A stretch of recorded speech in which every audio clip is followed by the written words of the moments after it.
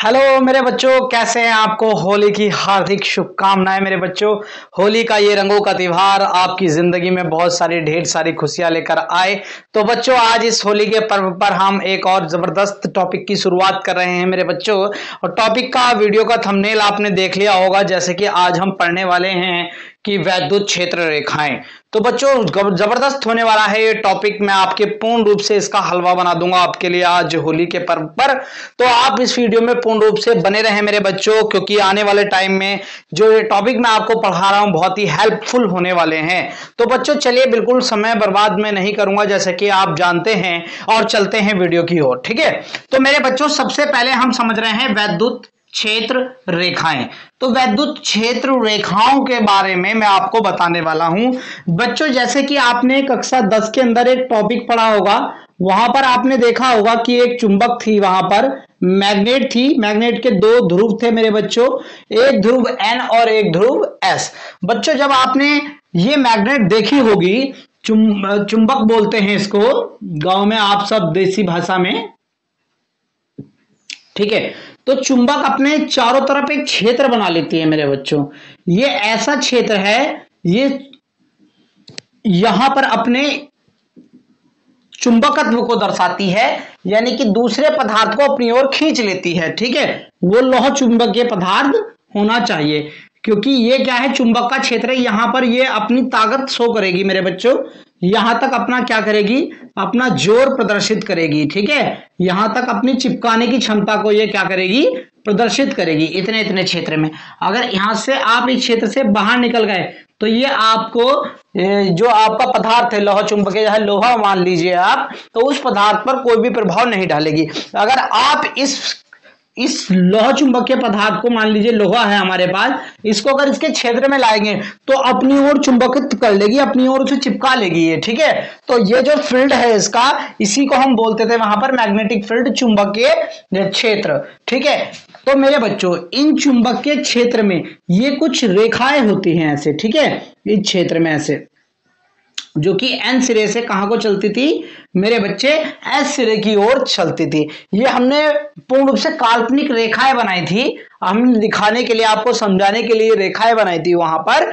ठीक है, वैसे ये काल्पनिक रेखाएं हैं, लेकिन ये वास्तविक चुंबकीय क्षेत्र को वहां पर प्रदर्शित कर रही थी। तो मेरे बच्चे इसी प्रकार से वैद्युत क्षेत्र होता है। मान लीजिए मेरे पास ये तार है एक इस प्रकार का, अब इसे चुंबक को हटाकर आप तार कर लीजिए, यहां पर चालक कर लीजिए कोई। तो चालक तार जो होता है वो भी अपने चारों तरफ एक वैद्युत क्षेत्र प्रकट करता है, वैद्युत क्षेत्र प्रकट करता है। ठीक है, और उस वैद्युत क्षेत्र को हम कैसे करते हैं बच्चों, वो इन काल्पनिक रेखाओं के द्वारा प्रदर्शित करते हैं, जो कि कैसे होता है, वास्तविक होता है। तो उसी प्रकार से आप यहां समझिएगा वैद्युत क्षेत्र रेखाओं को। तो वह काल्पनिक रेखाएं ये मैंने बनाई है मेरे बच्चों, काल्पनिक है, ये हमने मानी है।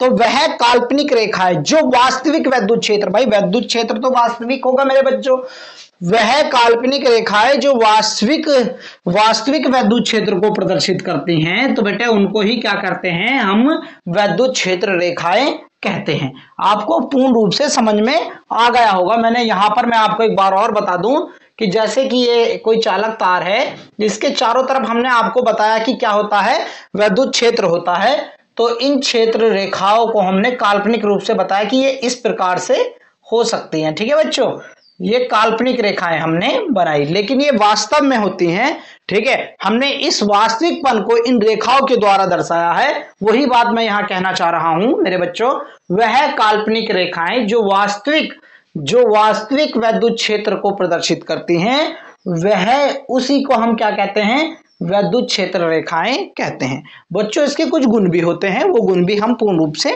डिटेल में समझेंगे। ठीक है, आई होप आपको ये समझ में आ गया होगा। ठीक है, मैं पीछे देख लेता हूं कि व्यू कैसा आ रहा है, बिल्कुल मस्त आ रहा है, कोई दिक्कत की बात नहीं है।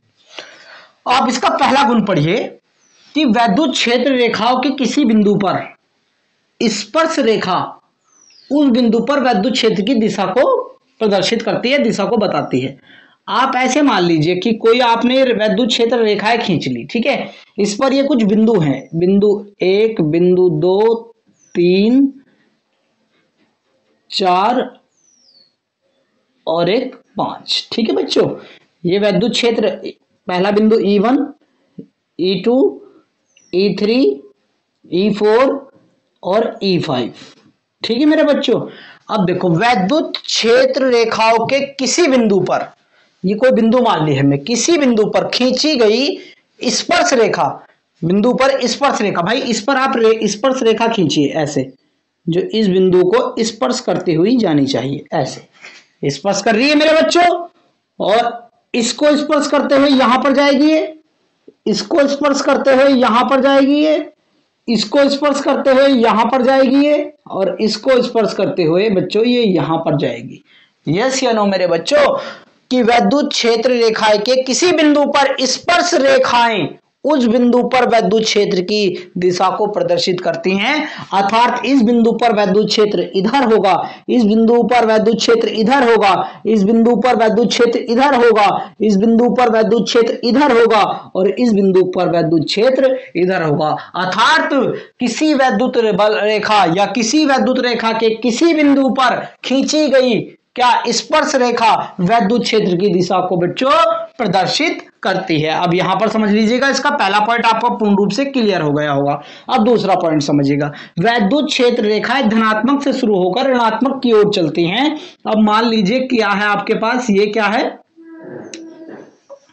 आवेश है दो, एक प्लस आवेश है, एक कैसा आवेश है, माइनस आवेश है। ठीक है, तो ये प्लस से शुरू होंगी मेरे बच्चों इस प्रकार से, और किधर की ओर चलेंगी, माइनस की ओर चलेंगी। तो प्लस से कहां की ओर चलती हैं, माइनस की ओर चलती हैं भैया, कहां की ओर चलती हैं, माइनस की ओर। तो यहां से आप देख सकते हैं, ठीक है, ये प्लस से जाएंगी इसी प्रकार ऐसे ऐसे, ये किसकी ओर जा रही हैं, माइनस की ओर जा रही हैं। ऐसे ही ये किसकी ओर जा रही हैं, यहां पर माइनस की ओर जा रही हैं ऐसे घूम के। ठीक है, और ये ऐसे होंगी बच्चों,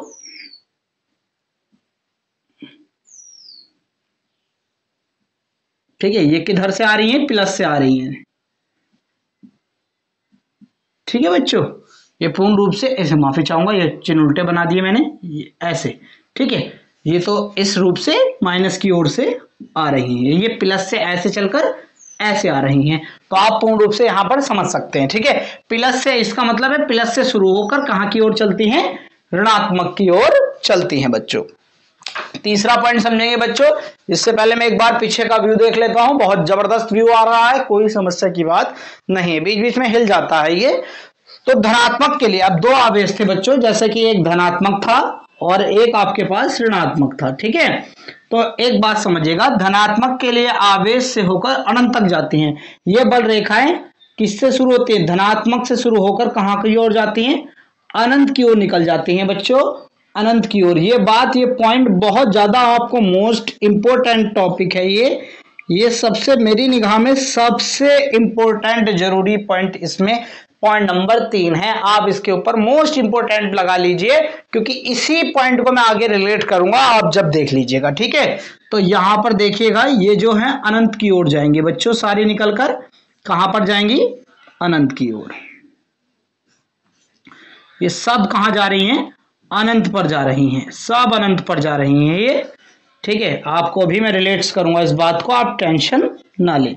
देखिए, आवेश यानी धन आवेश के लिए आवेश से शुरू होकर कौन, बल, वैद्युत बल रेखाएं, यानी धनावेश के लिए वैद्युत बल रेखाएं आवेश से शुरू होकर, धनात्मक आवेश से शुरू होकर कहां जाती हैं बच्चों, अनंत तक जाती हैं। देखो यहां से शुरू होकर कहां, इस प्रकार से फैल रही हैं ऐसे। ठीक है, और अनंत तक जा रही हैं। और ऋणावेश के लिए क्या होगा बच्चों, अनंत से चलकर, कहां से चलकर बेटे, अनंत से चलकर कहां पर आती हैं, कहां पर आती हैं,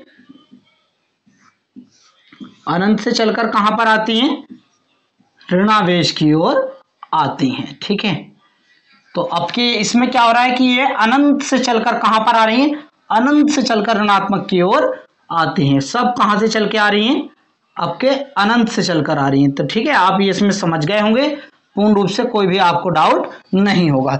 धनावेश के लिए आवेश से होकर, धनावेश आवेश से होकर कहां आती हैं, अनंत तक जाती हैं, माफी चाहूंगा। और ऋणावेश के लिए अनंत से शुरू होकर कहां पर आती हैं, ऋणावेश तक आती हैं। ठीक है बच्चों, ये पॉइंट आपने फिर कक्षा 10 में पढ़ा होगा मेरे बच्चों, कि वैद्युत रेखाओं की समीपता वैद्युत रेखाओं की समीपता वैद्युत क्षेत्र की प्रबलता को दर्शाती है। जैसा कि आपको यहां बताऊं कि ये बल रेखाएं हैं और ये सब कहां से निकल रही हैं, प्लस पॉइंट से निकलकर कहां जा रही हैं, ऋणावेश की ओर जा रही हैं। ठीक है, ऋणावेश की ओर जा रही हैं, ऐसे इसी प्रकार से। ठीक है,